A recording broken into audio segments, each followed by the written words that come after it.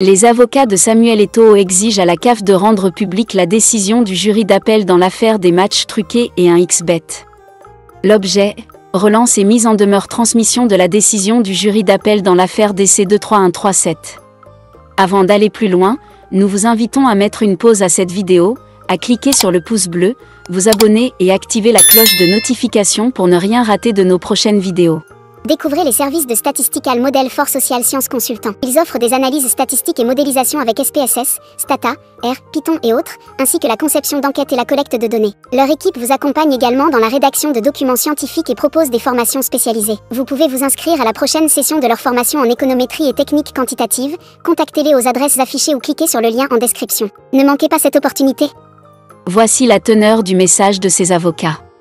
Madame, Monsieur, nous vous adressons la présente afin de relancer, avec insistance et en ultime recours, notre demande de communication de la décision du jury d'appel de la CAF dans l'affaire référencée en marge, mise en délibéré depuis le 8 janvier 2025.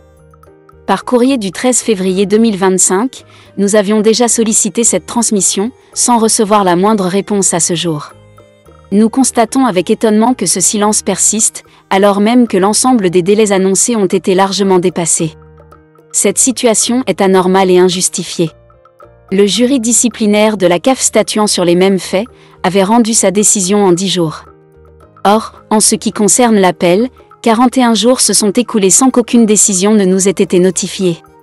Ce retard injustifié soulève de légitimes interrogations sur l'origine du blocage et sur d'éventuelles manœuvres administratives tendant à retarder la communication d'une décision pourtant attendue. Nous rappelons que toute entrave volontaire ou négligence dans la transmission d'une décision judiciaire interne constitue une violation des principes de transparence et de bonne gouvernance régissant les institutions sportives.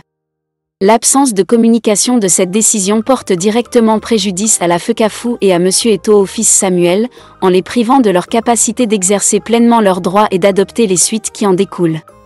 Par ailleurs, ce retard intervient dans un contexte où cette affaire a été invoquée pour écarter la candidature de M. Eto'o fils Samuel au comité exécutif de la CAF, ce qui alimente des doutes sérieux quant aux motivations réelles de ce retard qui ressemble le temps passant à une obstruction administrative.